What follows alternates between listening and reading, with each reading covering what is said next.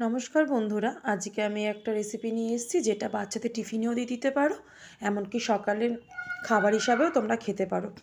প্রথমে তোমাদের পরিমাণ মতো ময়দা নিয়ে নেবে, তার মধ্যে একটু তেল, চিনি দিয়ে ময়ম দিয়ে জল দিয়ে ভালো করে একটা ডো বানিয়ে রাখবে।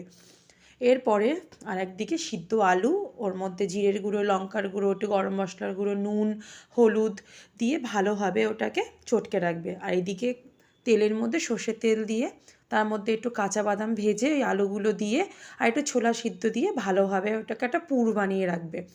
তারপরে এইদিকে ময়দাটাকে একটু আটা দিয়ে বেলে নেবে। আচ্ছা, ময়দাটার মধ্যে একটু আটাও মেশানো ছিল, দিয়ে তারপরে আমি এটা সুন্দর দেখানোর জন্য আমি এরকমভাবে কেটে নিয়েছি। তোমরা যে যেরকমভাবে শেপ দিতে চাও সেরকমভাবে করবে। আমি এটা একটা করে দেখলাম কেমন লাগে দেখতে, তারপরে বাদবাকি সব এরকম শেপের করে নিয়েছি। তারপরে কড়াইতে হালকা তেল দিয়ে এপিট ওপিট ভালোভাবে ভেজে নিলেই আজকে এই সকালের রেসিপিটি রেডি হয়ে যাবে। তো বাচ্চাদের টিফিনেও এটা প্যাক করে দিতে পারো, বেশ ভালো লাগবে বাচ্চাদেরও খেতে। আর বাচ্চাদের সবসময় একঘেয়েমি খাবার খেতে ভালোও লাগে না, একটা ইউনিক টাইপের। তো আজকে তোমাদের রেসিপিটা কেমন লাগলো আমাকে কমেন্ট করে জানিও, যদি ভালো লাগে পাশে থেকো। আর পুরো ভিডিওটা দেখার অনুরোধ রইল।